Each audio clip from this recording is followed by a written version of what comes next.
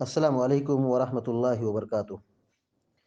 الحمد للہ رب العالمین والعاقبۃ للمتقین والصلاة والسلام علی اشرف الانبیاء والمرسلین نبینا محمد وعلی آلہ وصحبہ اجمعین وبعد۔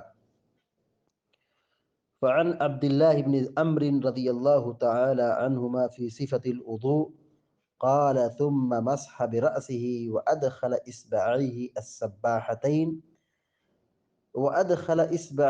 السباحتين في أذنيه ومسح بإبهاميه على ظاهر أذنيه أخرجه أبو داود والنسائي وصححه ابن خزيمة۔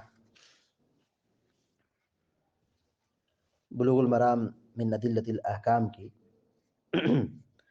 حدیث نمبر 33 پہ پڑھی گئی ہے۔ حدیث کے راوی مشہور صحابی سیدنا عبداللہ بن عمرو بن عاص رضی اللہ تعالی عنہما ہیں۔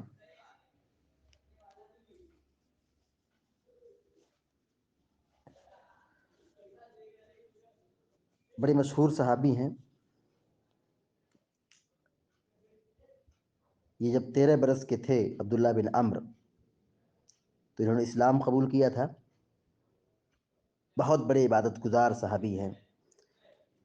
صحابہ اکرام میں بکثرت نفلی روزے رکھنے والے صحابی ہیں، بہت زیادہ قرآن پڑھنے والے صحابی ہیں، بہت زیادہ راتوں میں قیام کرنے والے، تہجد پڑھنے والے صحابی ہیں، بڑے عبادت گزار صحابی تھے یہ۔ اللہ کے نبی صلی اللہ علیہ وسلم کی حدیثوں کو یہ لکھتے بھی تھے، کاتبین وحی میں سے ہیں۔ حدیث کی سب سے پہلی کتاب انہوں نے لکھی ہے جس کتاب کا نام الصادقہ ہے۔ انہوں نے بکثرت احادیث کو بیان کیا ہے۔ ان کی مجموعی تعداد جو روایتوں کی ہے، مرویات کی تعداد 700 ہے۔ سن 63 یا 70 ہجری میں ان کی وفات ہوئی۔ بعض لوگوں نے کہا مکہ میں وفات ہوئے، بعض لوگوں نے کہا طائف میں وفات پائے، کچھ لوگوں نے کہا کہ یہ مصر میں وفات پائے۔ علی کل حال عبداللہ بن عمرو بن عاص رضی اللہ تعالی عنہما یہ وہ صحابی ہیں جو اللہ کے نبی صلی اللہ علیہ وسلم کی حدیث کو لکھتے تھے اور بہت زیادہ اللہ تعالیٰ کی عبادت و بندگی کرتے تھے۔ وعن عبد الله بن عمرو رضی اللہ تعالی عنہما فی صفۃ الوضوء، عبداللہ بن عمرو بن عاص رضی اللہ تعالی عنہما وضو کے سلسلے میں بیان کرتے ہیں، وضو کے سلسلے میں بیان کرتے ہیں کہ اللہ کے نبی صلی اللہ علیہ وسلم کیسے وضو کرتے تھے، اس کے متعلق کہتے ہیں کہ ثم مسح برأسه،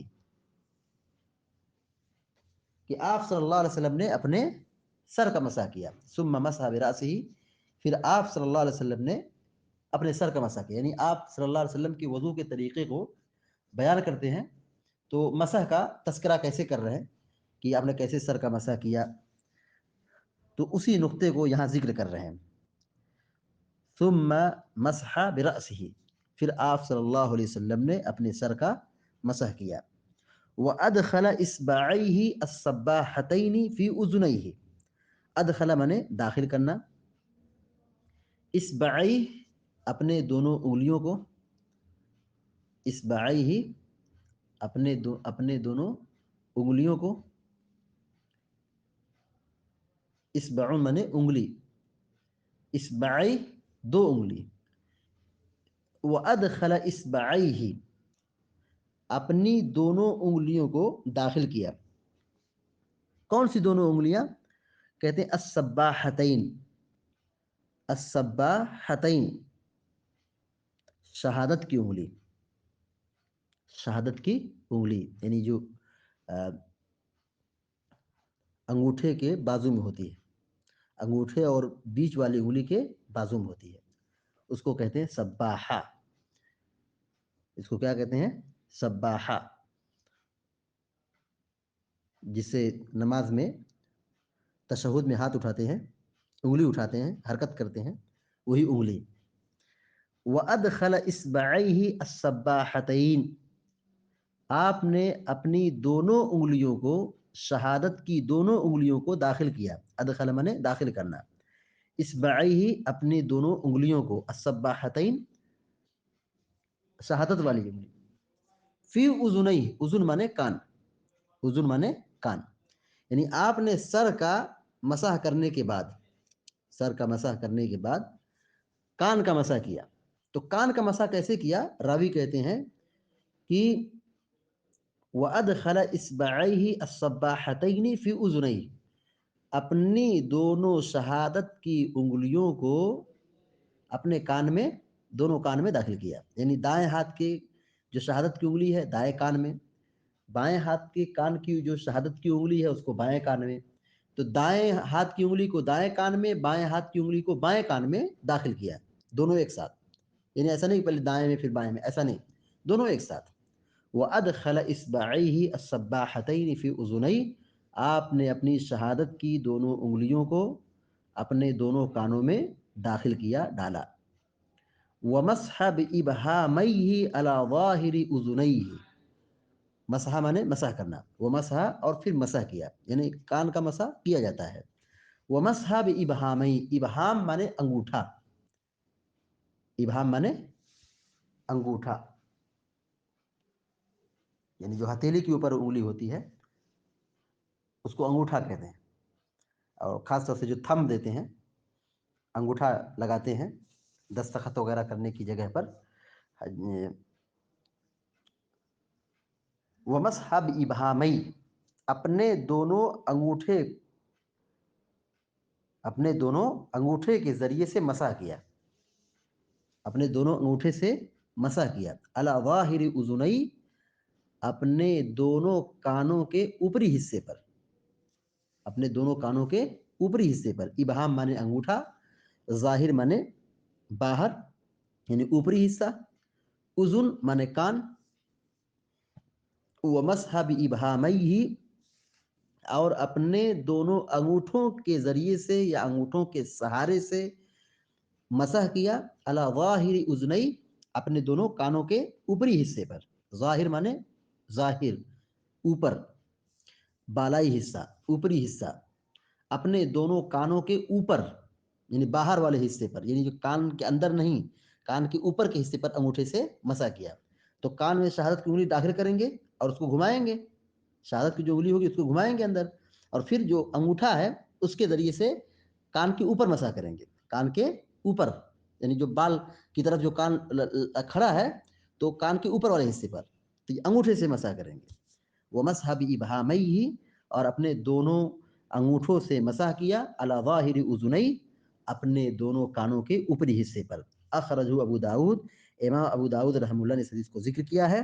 والنسائی، امام النسائی نے بھی ذکر کیا ہے. وصححہ ابن خزیمہ، امام ابن خزیمہ رحمہ اللہ نے اس حدیث کو صحیح قرار دیا ہے.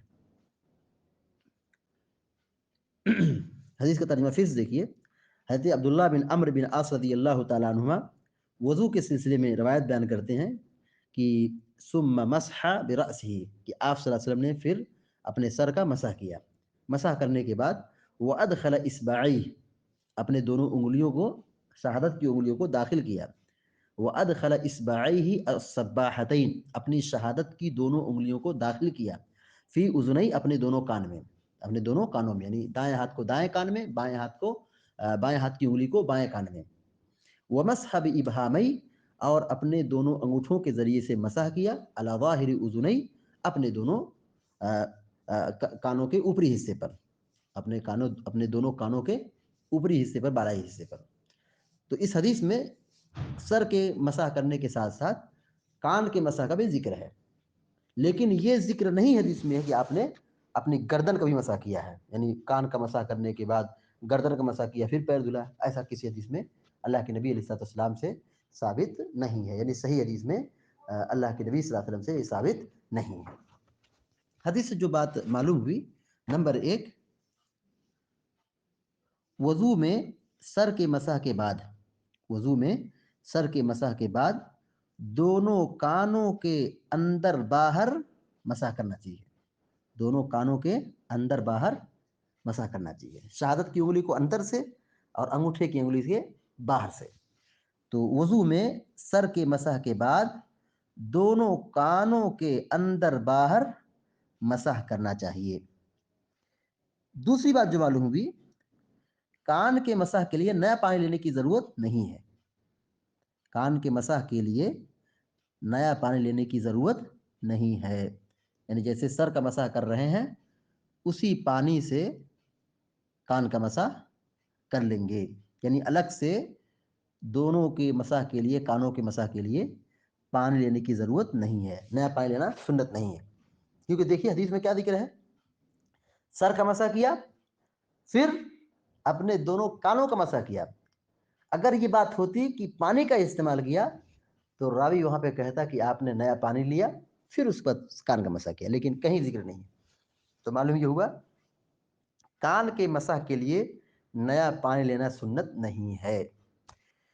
تیسری بات یہ معلوم ہوئی، مسح میں تکرار نہیں ہے، مسح میں تکرار نہیں ہے، یعنی 3 مرتبہ مسح نہیں کیا جائے گا، صرف ایک بار۔ مسح میں تکرار نہیں ہے، بار بار مسح نہیں کیا جائے گا، وہ ایک وضو میں صرف ایک بار مسح کیا جائے گا۔ جیسے آدھا کو ہاتھ اور پیر اور چہرہ ہے 3 مرتبہ دھلنا سنت ہے، لیکن مسح میں 3 مرتبہ سنت نہیں ہے، تکرار سنت نہیں ہے۔ چوتھی بات یہ معلوم ہوئی، گردن کے مسح کا ذکر حدیث میں نہیں ملتا ہے، گردن کے مسح کا ذکر حدیث میں نہیں ملتا ہے، یعنی اللہ کے نبی صلی اللہ علیہ وسلم سے بسند صحیح یہ ثابت نہیں ہے، لہذا علماء نے گردن پر مسح کرنے کو بدعت قرار دیا ہے، یعنی یہ چیز سنت کے خلاف ہے۔ پانچویں بات یہ معلوم ہوئی کہ دونوں کانوں کا مسح ایک ساتھ کیا جائے گا، دونوں کانوں کا مسح ایک ساتھ کیا جائے گا، یہ نہیں کہ پہلے دائیں کان پھر بایاں کان، ایسا نہیں ہے، دونوں کانوں کا مسح ایک ساتھ کیا جائے گا، دونوں ایک ساتھ، آگے پیچھے نہیں، دونوں ایک ساتھ کیا جائے گا۔ اللہ رب العالمین سے ہم دعا کرتے کہ اللہ تبارک و تعالی ہم سب کو نیک عمل کرنے کی توفیق عطا فرمائے، سنت پر چلائے، بدعت و خرافات سے بچائے، آمین یا رب العالمین۔ وصلی اللہ علی نبینا محمد وعلی آلہ وصحبہ اجمعین۔ السلام علیکم ورحمۃ اللہ وبرکاتہ۔